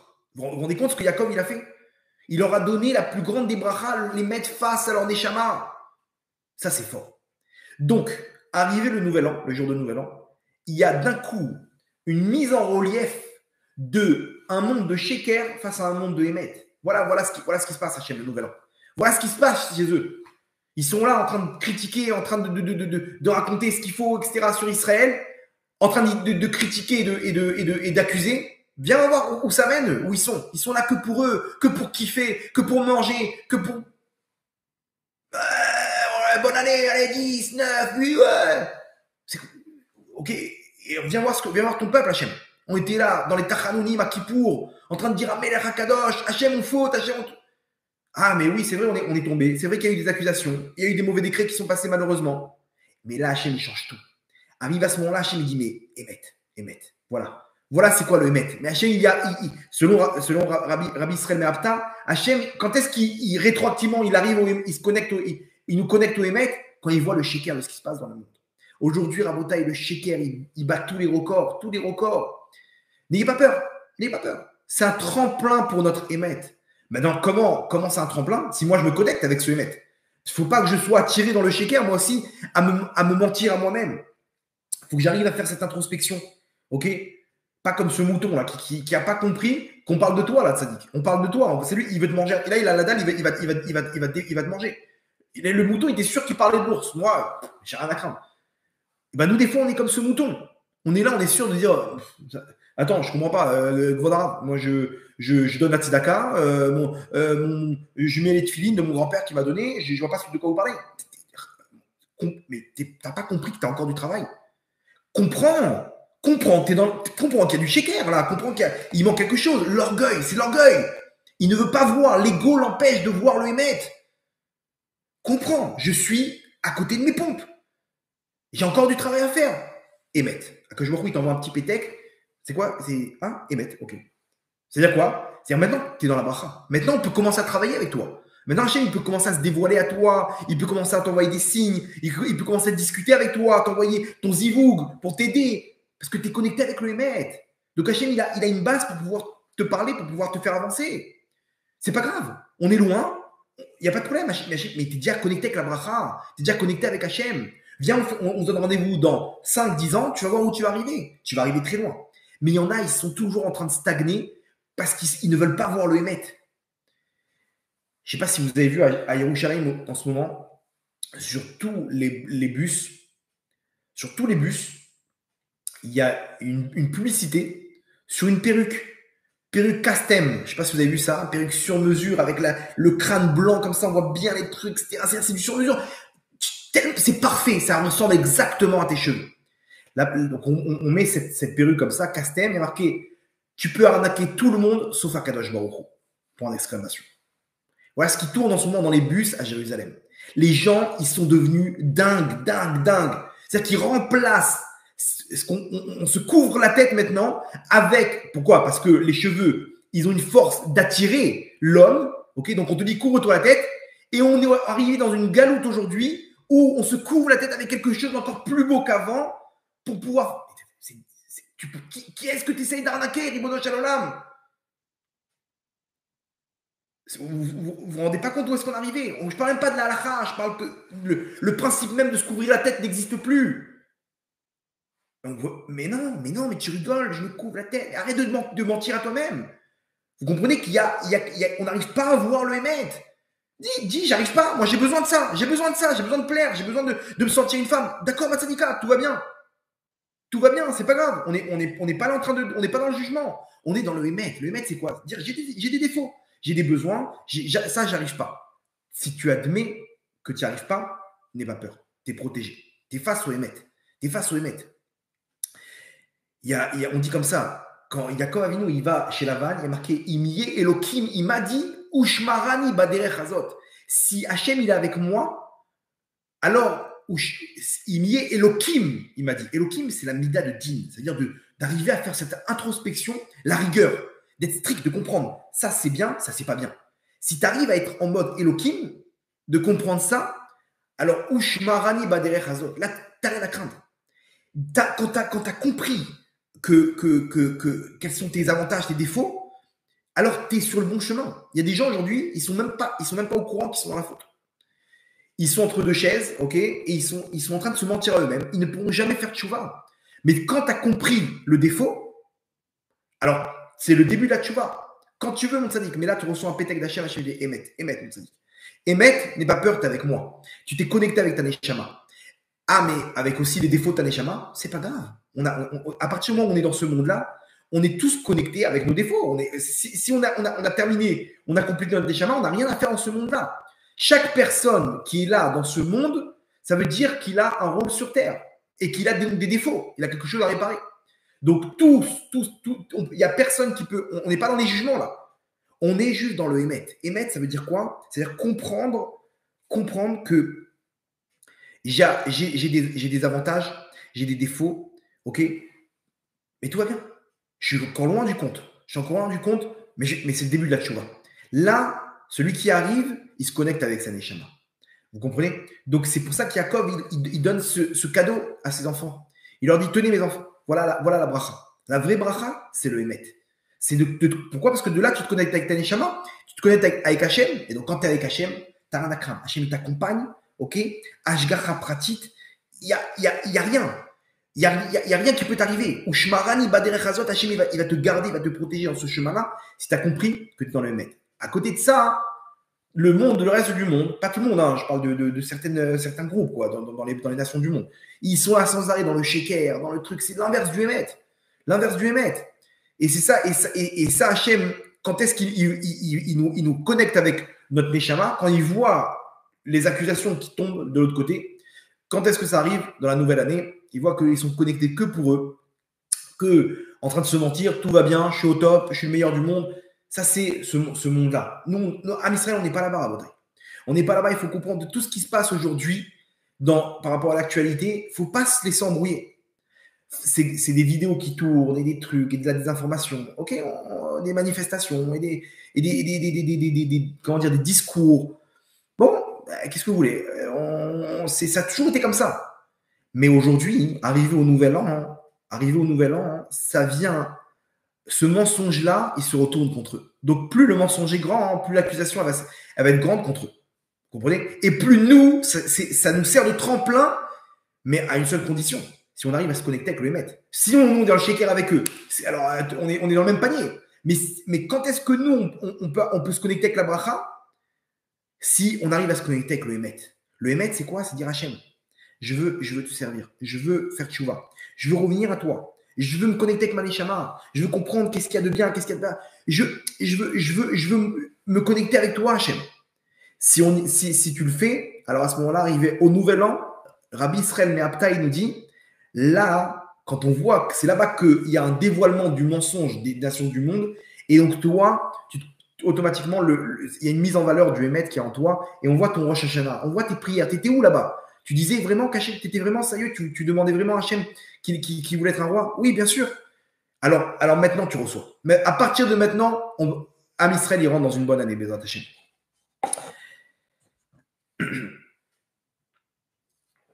Donc vous avez compris que l'élément pour y arriver, c'était bien sûr d'accepter tout ce qui m'arrive. De l'inverse de l'orgueil. L'inverse de l'orgueil, c'est quoi? C'est l'humilité. Aujourd'hui, je ne sais pas pourquoi je suis marié avec telle femme, pourquoi j'ai tel enfant, pourquoi j'ai tel business, pourquoi j'ai tel parent, pourquoi j'habite en tel endroit. Arrête de te poser des questions. Arrête de venir mettre, comment dire, quand on pose des questions, c'est qu'on croit comprendre le fonctionnement du monde. C'est en quelque sorte aussi une sorte d'idolâtrie. Parce que je dit que là-bas, l'idolâtrie, c'était le fait de l'orgueil. La source, c'était l'orgueil. C'est de croire, de comprendre. Je crois que j'ai compris le fonctionnement spirituel du monde. Voilà, c'est cette idole, c'est ça et ça. Voilà, c'est bon. T'as tout. T'as matérialisé l'infini, là. T'es ouf. Qu'est-ce qui t'arrive? Non, l'orgueil, il lui permet pas de voir qu'il s'est trompé. Il se remet pas en question. Ça, c'est dit. Maintenant, nous-mêmes, des fois, on est face à notre situation. C'est quoi de se connecter avec sa neshama? C'est d'accepter l'épreuve, d'accepter ce qui m'arrive maintenant, d'accepter les conditions, le budget qu'Hachem m'a donné. Des fois, tu te réveilles un matin, t'es pas bien. C'est pas grave. C'est le budget qu'Hachem t'a donné. Fais un grand sourire. Vas-y, 1, 2, cheese. Vas-y, avance ta journée. Ouais, mais j'ai pas bien prié. Mais arrête de faire le gaftan, arrête de faire l'orgueilleux. Tu t'es levé, tu as dit merci Hachem, tu as prié. Il y en a qui sont restés cloués au lit avec une grippe. Maintenant, ton rôle, c'est de Hachem, il veut te voir avec ce budget-là. Arrête de remettre en question. Et pourquoi j'ai cette femme? Et pourquoi j'en ai marre? Et lui, il a réussi alors qu'il a trompé sa femme. Il cartonne dans la parnassa. Et moi, je suis sérieux. Tu vois, là, t'es où là? T'es dans l'orgueil. T'acceptes pas qu'on puisse te faire ce coup-là. Donc, il y a des questions. Les questions, Rabotai, c'est la source, elle vient de l'orgueil. Donc, on n'est pas connecté à Hachem te dit, mon tzaddik. Tant que t'acceptes pas l'épreuve, t'acceptes pas les données que tu peux pas te connecter avec la bracha. Je peux même pas intervenir. Vous comprenez? La bracha, c'est pas de te changer ton épreuve. C'est la vraie bracha, c'est que tu arrives à te connecter et d'accepter l'épreuve. Parce que quand tu acceptes l'épreuve, tu acceptes les données de ta neshama, ta mission sur terre, et donc tu te connectes avec Hachem. C'est ce qu'il leur a dit, Yaakov. Yaakov, il a pas dit, allez, que vous soyez tous des tzadikim, et tout le monde, amen, et que... Non. Yaakov, il lui dit, mon fils, sache que tu as une force que tu utilises dans le mal. Ouais. Merci Hachem. Merci, Yaakov, Abba, merci. Ok, j'ai compris. Là, tu peux comprendre c'est quoi ta neshama et tu peux foncer. Vous comprenez? Aujourd'hui, quand j'ai pas accepté l'épreuve, je sais qu'on a fait une série de cours qui s'appelle Tov Hashem. Ok, Tov Hashem. Comment ça s'appelle? Ouais. Opération Géoula, je crois. Ok, Tov Hashem. Regardez là-bas. Vous mettez TOV Hashem complet. H-A. S-H-E-M, je crois. Je ne sais pas s'il met le H au début. Bref, il y a 7-8 épisodes où on apprend comment se connecter avec sa neshama. À partir de la Mouna, de A à Z. Vraiment, c'est une série incroyable. Ok. Vraiment que c'est la base. Vous êtes obligé de voir cette série de cours parce qu'elle va vous changer vraiment votre vision des choses et vous allez voir comment la bracha elle va descendre. Pourquoi? Parce que vous vous connectez avec votre neshama. Comment tu te connectes avec ta neshama? À partir du moment où tu comprends que tout est pour le bien et qu'Hachem il est bon, ok? Donc, tu acceptes l'épreuve. Quand tu as compris qu'Hachem il est bon, donc tu acceptes tout ce qui t'arrive sur terre. Donc, tu te connectes avec ta neshama, tu te connectes avec Hachem, donc tu as la bracha sur terre. Vous avez compris maintenant comment ça marche. La plus grande des brachas, c'est de te connecter avec ta neshama. Mais arrête de te mentir à toi-même.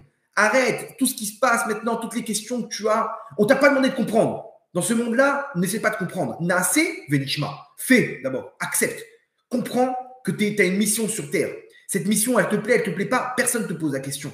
Malgré toi, tu seras dans ce monde-là et tu feras ce truc-là. Sache une chose, c'est qu'on t'a voilé la face pour que tu puisses avoir une récompense. Parce que si tu comprends les tenants et aboutissants de ta mission sur Terre, il n'y a plus de mérite. Donc, d'abord fait, tu reçois la récompense. Donc, tu as validé la récompense parce que tu as fait ça sans comprendre. Et après, Venishma, et après, tu peux comprendre la chose. Nous, on veut dire d'abord Nishma Venase. Hachem, d'abord, je veux comprendre maintenant pourquoi maintenant j'ai réussi pas à ça alors que j'ai donné mon maaser. Ok, alors tu sais quoi, continue avec tes questions parce que là, je peux te donner toutes les réponses de tous les mefarshim, de tous les commentateurs de la Torah, ça va rien changer. Tant que tu n'as pas accepté l'épreuve, ok, tu ne pourras pas réussir parce que tu n'es pas connecté avec ta neshama, tu n'es pas dans la bracha, ça dit que tu n'es pas dans la bracha. Alors quoi? Alors c'est comme ça, point, accepte, bye. Accepte, après tu reviens me voir. Le mec il dit c'est bon, j'ai accepté avec amour l'épreuve qu'Hachem m'a donnée. Au début du mariage avec ma femme, la première année, on attendait pour avoir un enfant. Et toujours les questions, elles montent comme ça. Peut-être qu'il faut faire des trucs, peut-être que ça marche pas, etc. On rentre dans des trucs, et pourquoi lui, pourquoi eux, tout de suite, ils ont eu un enfant. Et... Première année, c'est à la fin de la première année, tu es en mode... Bon, la vérité, moi, j'avais plus ou moins, on va dire, accepté. Bon, un homme, il réfléchit moins avec les sentiments. Donc, j'étais plus ou moins on va être patient, quoi. Je me prenais pas la tête par rapport à ça. Mais pour une femme, c'est beaucoup plus dur. Les sentiments. Et s'il n'y a pas d'enfant, vous comprenez, cette question-là, on veut pas on veut pas on veut pas qu'elle soit là sur la table. On veut pas en parler. On préfère, c'est tabou. Il y a des sujets tabous qu'on veut pas. Bref.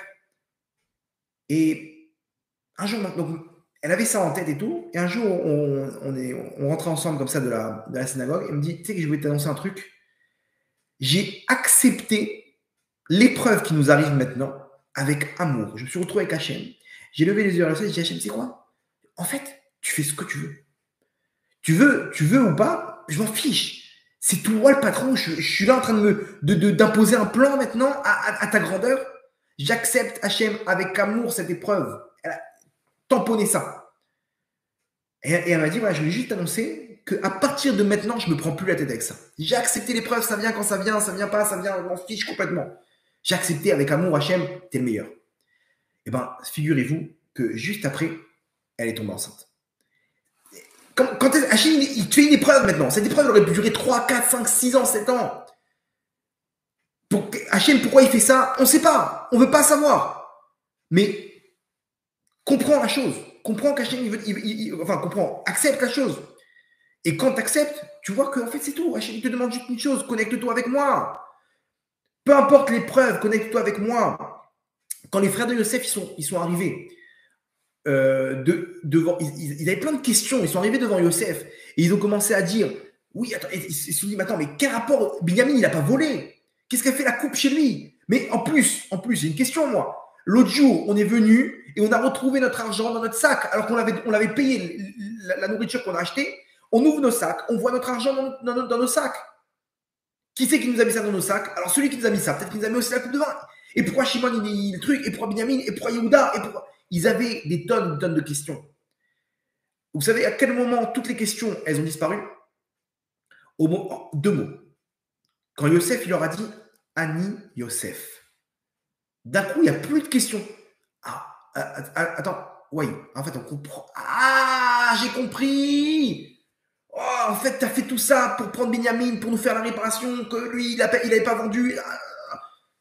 Ils ont fait tout le film à l'envers et ils ont compris en fait. Rabotaï, ça fait très peur, mais nos sages nous disent que cette phrase de Annie Yosef, et là, d'un coup, il n'y avait plus de questions. Ils ont compris tout le déroulement du scénario. Akadosh Baruch Hu, il va nous dire exactement la même chose. On va arriver après lui, après 120 ans devant lui, on va dire « Ah, je comprends pas, c'est quoi cette femme que tu vas donner? C'est quoi cette ça? Pourquoi j'avais pas d'argent? Et là, d'un coup, Hachem, il va se dévoiler, il va dire « Ani Hachem. Ani Hachem. » Et là, d'un coup, on va comprendre « Ouais, en fait, j'étais le Gilgoul de lui, ok? Et c'est pour ça que je devais revenir. Et comme j'étais très riche, je ne donnais pas de l'argent aux pauvres, donc je devais passer pendant 5 ans une période de pauvreté pour réparer la souffrance que j'ai fait à tous les pauvres qui attendaient de la tzedaka de ma part. Ouais, imaginez-vous la surprise. 2 mots, Ani Hachem. Il n'y a pas d'erreur, mon tzaddik. Il n'y a pas d'erreur. Tous ceux qui sont partis le 7 octobre, il n'y a aucune erreur. Lui, il a perdu son bras là-bas à la guerre. Lui, il est mort. Lui, il a pris une balle dans la tête, il est mort tout de suite. Lui, il est mort 3 heures après. Il a souffert. Et eux, ils ont retrouvé son corps 10 jours après. Et elle, Chazvé Shalom, et tac, et lui, il s'est fait kidnapper. Et lui, il est sorti et elle est sortie. Elle a été sauvée. Lui, il n'a pas été sauvé. Lui, il est mort. Rabotaï, il y a des milliards de questions. 2 mots. Ani Hachem. Point. Pourquoi lui, il a été kidnappé et pas lui? Pourquoi lui, il a été tué et pas lui? Pourquoi lui, elle et pas lui? Tout ça, 2 mots. Ani Hachem. Point. C'est tout. Il n'y a pas de réponse. C'est comme ça. Vous comprenez où est-ce qu'on se trouve aujourd'hui? On est là, on réussit pas dans notre vie parce qu'on n'arrive pas à se connecter avec Hachem.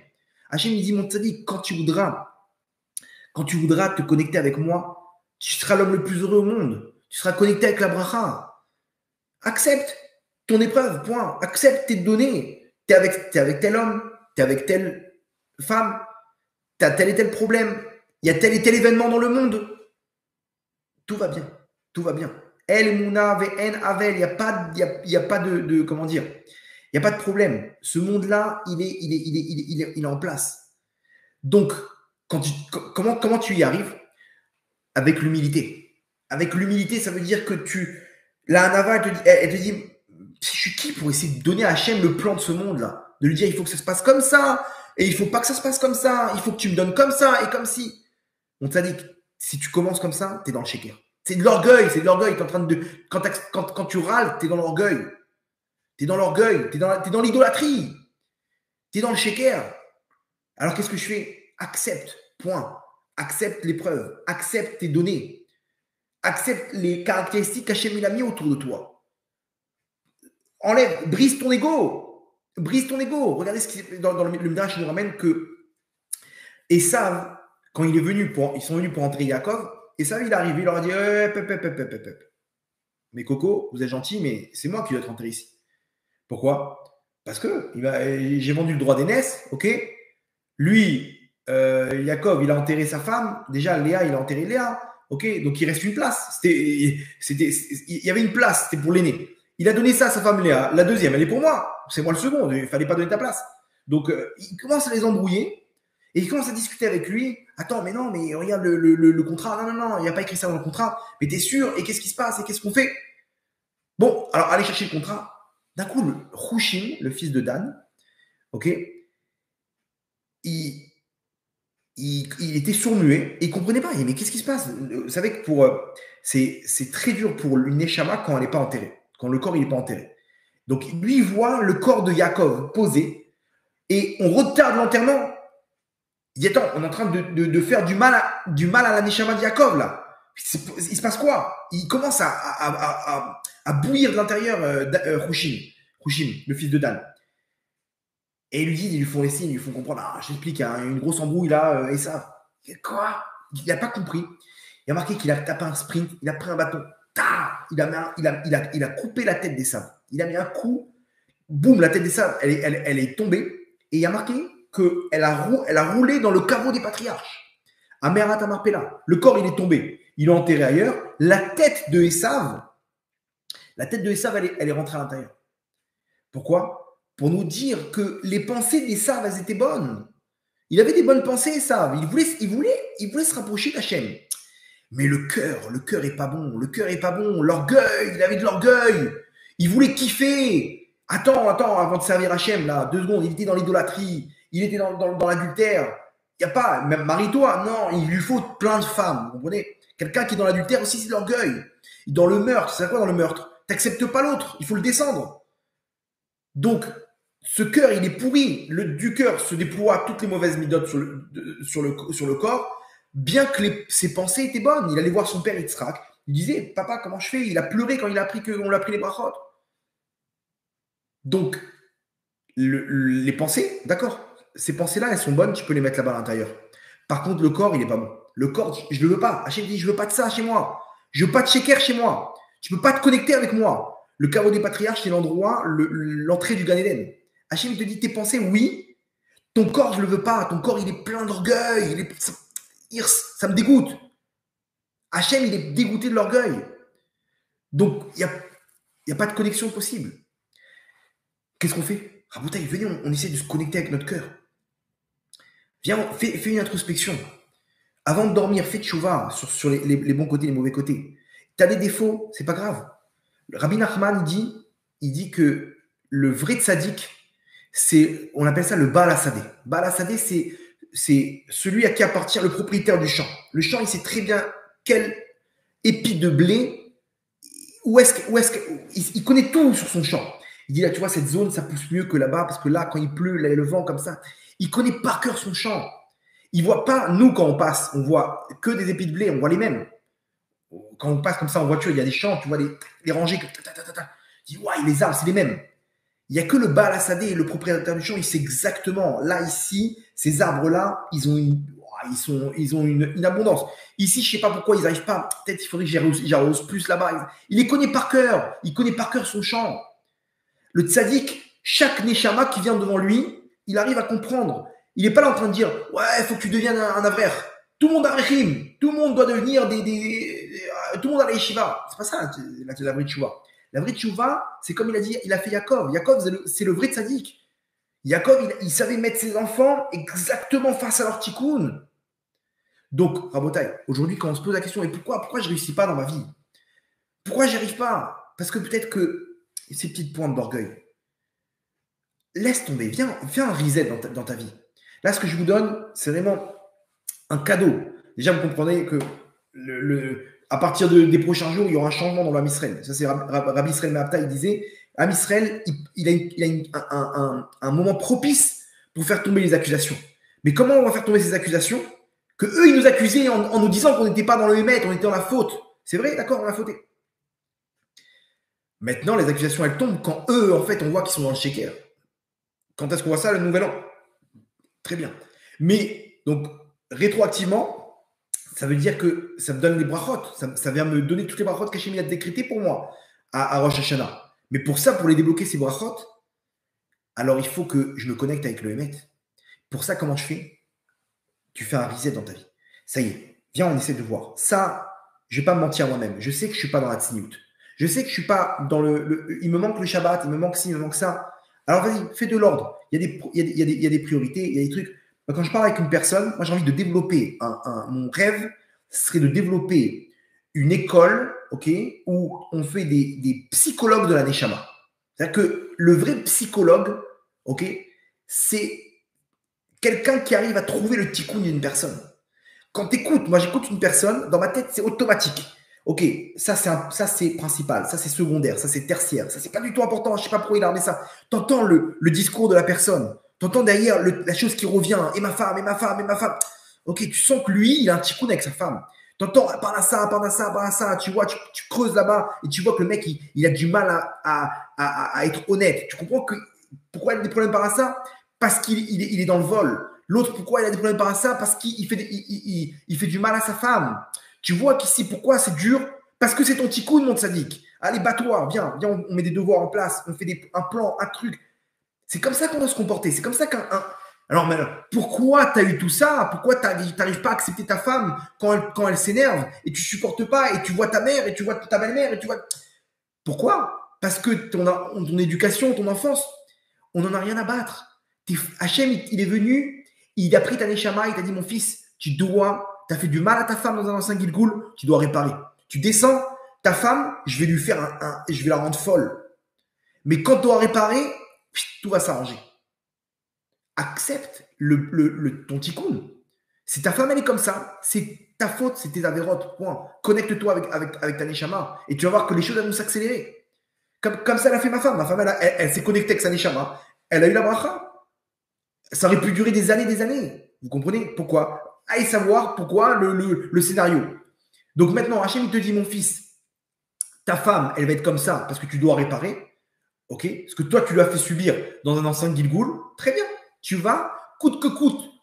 Tu peux aller voir tous les tzadikim de la terre. Tu peux donner toute la tzedaka de la terre. Ça, tu devras passer par là, tzadik. C'est le tikkun. Pourquoi j'ai pas la bracha? T'as pas la bracha parce que t'es pas à ta place. Fais tchouva. Mets-toi face à ton tikkun. Non, mais je vous explique. Ma femme, en fait, elle a grandi dans une famille où son père, tout le temps, il a rabaissé. Donc maintenant, elle est devenue comme ça et comme si. Ça, tu racontes à ton psychologue. Ok? Moi, le scénario qu'Hachem il a trouvé pour mettre ça en place, on n'en a rien à battre.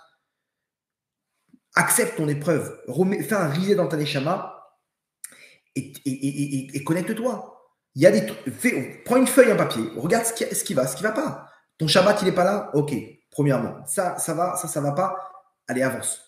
Et ça, tu te connectes avec le Hémet, tu as la bracha. Donc, Rabotai, petit récapitulatif. Si on veut faire de ces prochains jours un tremplin pour le Ham Israël et pour notre Neshama, c'est le moment de se connecter avec le Hémet. Le moment d'être Hémet avec soi-même, ok, de se connecter de Imiye Elohim Imadi, de se connecter avec Hachem, mais en mode, fais ton introspection. Fais une vraie tchouva, une tchouva de Hémet, une tchouva avec le cœur pur. Et qu'est-ce que tu dois faire? Mets ton ego de côté, ça y est, stop. Regarde, ça, oui, je suis un voleur. Oui, je suis un voleur. Et n'hésitez pas à prendre contact avec un rave pour ça. Un rave qui va vous mettre face au Hémet. Il va te dire, mon tzaddik, ça va pas. T'es dans le shaker. C'est quoi ce vol là? C'est quoi? Moi, des fois, je parle avec des gens. J'ai du mal à lui dire, mais j'ai envie de lui dire, mais je suis obligé de lui dire. Je lui dis, écoute, sache une chose, que ta parnassa, elle n'est pas bonne. T'es dans le vol. C'est une mauvaise nouvelle que je viens de donner. Imaginez-vous l'annonce qu'on doit lui donner. Mais moi, je veux son bien. Je veux pas qu'après 120 ans, il vienne me voir et qu'il m'accuse. Il me dit, pourquoi tu m'as pas dit que j'étais dans le mauvais côté? Vous comprenez? Il y a des gens, ils sont là en train de croire que quand ils font pas Shabbat, c'est bon, Hachem, il va nous pardonner. Non, Rabotai. Quelqu'un qui fait pas Shabbat, il y a marqué dans la halakha, ok? Il y a marqué dans la halakha que, attendez, petit trou noir.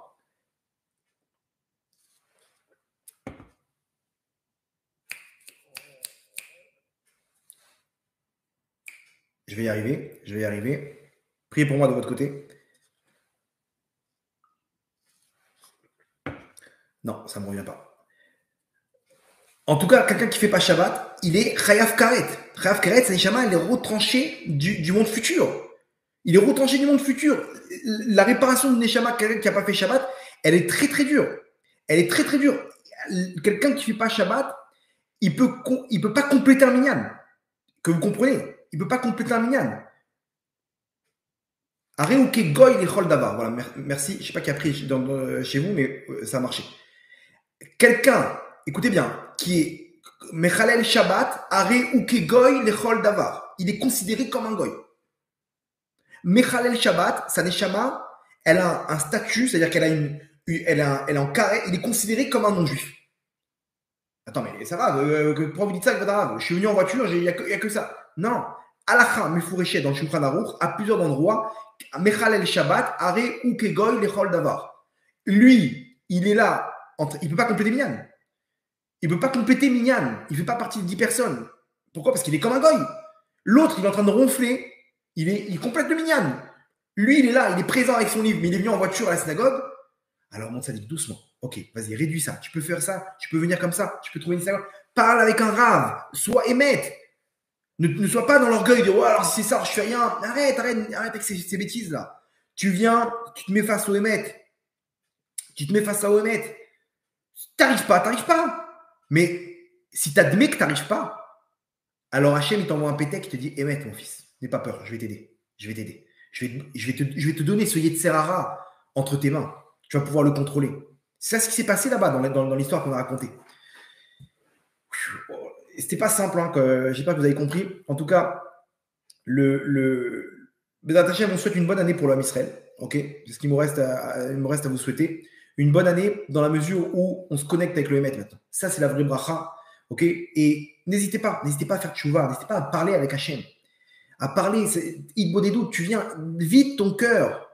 Quand Rabbi Nachman il dit que l'Idbo des doutes, c'est le remède de la génération, parce qu'on est tous dans un monde de sheker, parce qu'on a grandi dans les peuples du monde. Donc, on a tous cette tâche-là. Maintenant, qu'est-ce qu'on fait? On met l'ego de côté et on avance. On avance, ok? On va terminer avec une histoire. Vous savez quoi? Deux histoires ce soir. Hein. Il y en a une dont je me suis rappelé pendant le cours. Mais il y a deux histoires. Il y a une qui s'est passée ces derniers jours à Gaza. Les soldats, ils étaient juste avant la tombée de la nuit. Ils étaient dans une maison. Ok, et comment ça se passe quand ils veulent prier ou ils veulent se reposer? Il y a une équipe qui garde et une équipe qui fait ce qu'elle a besoin de faire. D'accord? Donc ils sont dans une maison. C'est avant le coucher du soleil. Ils venaient, on fait mincha. Ok, ils étaient une quinzaine.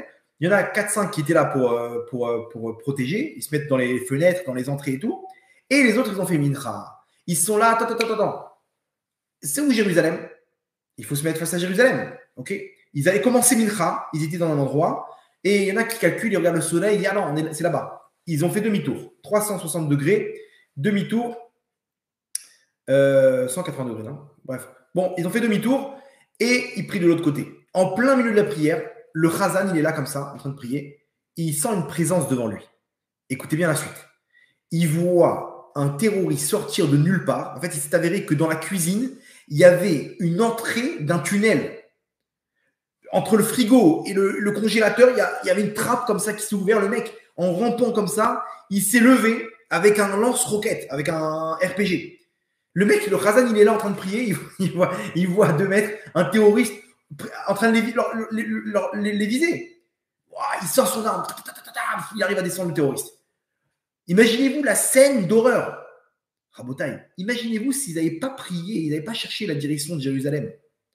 Ils n'avaient pas cherché la direction de Jérusalem. Ils auraient pris de l'autre côté. Il serait sorti, le terroriste. Ouai. L'aubaine. Il y a 10 mecs qui sont en train de prier là. Ils sont dos à moi. Boum. Tac, t'as 8 morts d'un coup.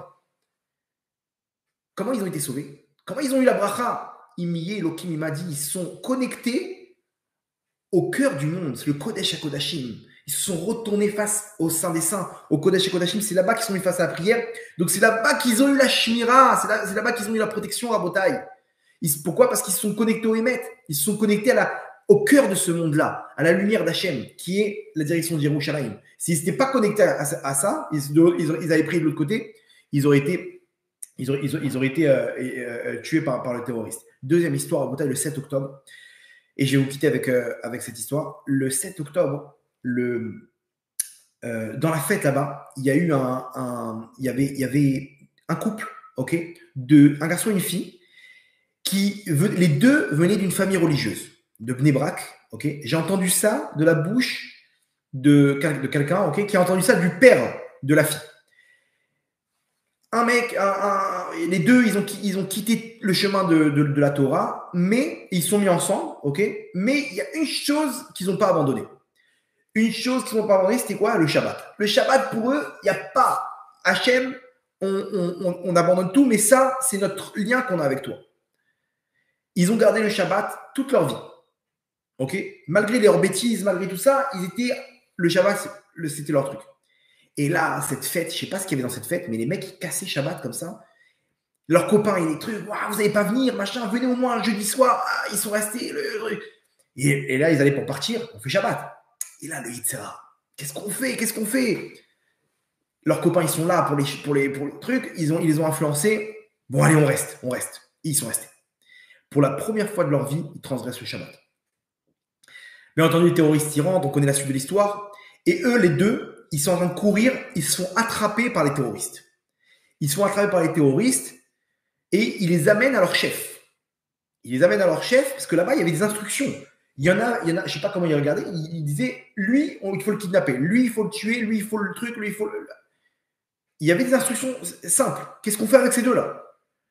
Le mec, il arrive, le chef, il les regarde, il dit, vous, Otrem ani shochet besakin, il leur dit. Il leur dit en hébreu, un hébreu parfait. il leur dit, vous, je vais vous trancher la gorge au couteau. C'est-à-dire, vous, c'est la mort suprême. Ce n'est pas une balle dans la tête, c'est la shrita. Ils se regardent les deux. Et il commence à fondre en larmes. Et elle lui dit, tu vois, je t'ai dit. Apparemment, c'est lui elle ne voulait pas rester. Et c'est lui qui l'a saoulé. Elle commence à pleurer. Elle dit, mais je t'ai dit, tu vois, je t'avais dit le premier Shabbat de notre vie qu'on a transgressé, regarde Hachem comment il nous punit. Tu vois, on a trahi Hachem. C'est à cause de toi. Et les deux, ils pleurent. Ils sont là en train de pleurer et tout. Ils sont face à la mort. Et le terroriste, il les entend. Il dit, quoi? Vous faites Shabbat, vous? Qu'est-ce que vous faites là? Elle ne part pas le nord. Elle lui dit, oui, moi, on est Shomrim Shabbat. On fait Shabbat. Il leur dit, moi, j'ai travaillé pendant 20 ans dans une yeshiva à Sderot. C'est-à-dire que imaginez-vous, le mec, c'était un mec de la technique là-bas dans la yeshiva. Il faisait le ménage, il faisait les trucs, il s'occupait de tout le côté technique de la yeshiva. C'était un arabe de Gaza. Il venait travailler dans la yeshiva toute la semaine. Il repartait chez lui. Et ce mec-là, il s'est retrouvé au Hamas. Ok? C'est devenu il leur a dit, moi, j'ai travaillé dans une yeshiva à Sderot. Ok? Là-bas, le Shabbat, les Juifs, ils ont une lumière spéciale sur leur visage. Montrez-moi votre visage. Il regarde les deux. Il observe, il dit, vous avez cette lumière? Alors, qu'est-ce que vous faites ici? Allez, partez, fuyez, je ne vais pas vous voir là. Partez. Et ils ont été sauvés. Ils ont été sauvés, Rabotai. C'est quoi ça? Modé à la Hémet. Cette fille-là, elle est juste en train de dire, tu vois, on est tombé, la première fois de notre vie qu'on rate le Shabbat. Elle est en train de faire tchouva, elle est en train de se connecter avec le Hémet. Elle est en train de pleurer, pas parce qu'elle va mourir, parce que, mais pourquoi on a raté Shabbat? Tu vois, le Shabbat, on a trahi Hachem. On a trahi Hachem. Hachem dit, qu'est-ce que j'entends? Modé à la Hémet, t'es en train de te connecter avec ta Neshama? Ma fille, je suis là. Pétek, le Pétek du ciel, Hémet. Hémet, Hachem, il dit, c'est bon, c'est moi. Et Hachem, il lui met dans la tête à ce mec-là, de ce terroriste, depuis quand il voit les lumières, le mec? Il voit la lumière de Shabbat sur les visages. De qui on parle? Tout ça, c'est des pantins à Rabotai. Alors vous allez me dire, oui, mais il y en a qui faisaient Shabbat, qui sont morts. Pas de question, Rabotai. Venons, on arrête avec nos questions. Venez, on se connecte. Venez, on se connecte avec Hachem. Hachem dit, mes enfants, je suis là, arrêtez de chercher dans les trucs, ouais, je vais faire des ségoulottes et des machins. Pas shoot, tout simple. Je suis là, connecte-toi avec moi, mon fils. Connecte-toi. Libère ton cœur de toutes ces bêtises-là. Crois en toi. T'es l'homme le plus tzaddik au monde. Arrête de croire que tu dois t'exporter à l'autre bout du monde pour réussir ton tikkun. C'est là en toi, il n'y a que toi et moi, mon fils. Parle-moi, je suis là pour t'écouter. Connecte-toi. Mais tant que tu es en train de te mentir à toi-même, avec ton orgueil, toi-même, on ne peut pas exister ensemble. Je crois que c'est l'Admour de Tzanz, je crois qu'il disait, ou le Chavetz Chaim. Il disait au début, j'étais sûr que ma Neshama, elle était tellement puissante que je pouvais changer le monde. Et j'ai commencé, après je me dis, mais je suis fou, il y a trop à faire. Donc je vais m'occuper que de ma ville. Et après je me suis dit, mais c'est impossible, il y a trop de problèmes et tout. Je vais m'occuper que de ma rue, que de ma communauté. Après il a compris, laisse tomber, je vais m'occuper que de ma famille. Ma femme, mes enfants, je vais me concentrer sur ça. Et après il a dit, bon, en fait, je vais me concentrer d'abord à moi. D'abord, je vais réussir à faire mon tikkun à moi. Et ils l'ont fait et ils sont devenus des Gdoléador. Ils sont devenus des grands d'Israël qui ont changé le monde. Pourquoi? Parce que d'abord, soit connecte-toi avec le Hémet, soit avec Hachem. Regarde tes défauts, c'est pas grave. N'ayez pas honte de vous. Aujourd'hui, on est vide parce qu'on est tout le temps en train de croire qu'on est quelqu'un. C'est pas grave, je suis rien, j'ai rien compris. On essaie de plaire à Pierre-Paul Jacques, rien du tout. Venez, on fait notre introspection, on parle avec Hachem, sois modé à la Hémet, sois modé, c'est pas grave, admets. Cette fille-là, elle a admis, elle a dit, qu'est-ce qu'on fait? La première fois, voilà. Si tu le fais et tu arrives à voir le bien et le mal à l'intérieur de toi, c'est la plus grande des brachas. Donc, Yiratson, que je il puisse, à partir de maintenant, donner une bonne année au Ham Israël, avec plein de bons décrets, et surtout la Géoula, Berachamim, donner une Baruch Adonai Leolam, Amen et Amen.